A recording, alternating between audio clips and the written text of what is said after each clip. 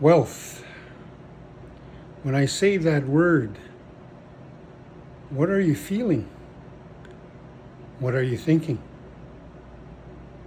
How did you interpret that when I said wealth? Hi, my name is Guy Dumas. I've been looking at the concept of wealth in the last little while, and as you know, I've written a lot of posts as well as articles on the concept of wealth. Wealth from a First Nations lens. It's very different from the colonial lens. I can tell you that right now because I'm going through the process of uncovering what I mean by nation wealth building. I think it's about time that this topic of nation wealth building be at the forefront of every table across First Nations country.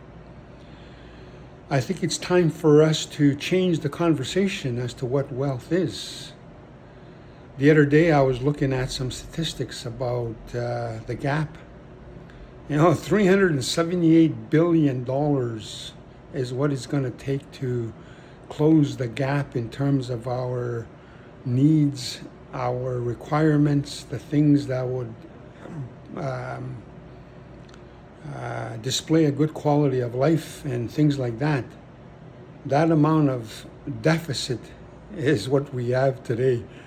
And when I take a look at the other side of the equation of 17.2 trillion, in which Canada says that it claims to have that amount of net worth.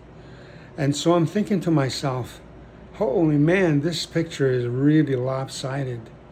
And so, not to point fingers or blame anyone, it's our responsibility to uncover this idea of what wealth is.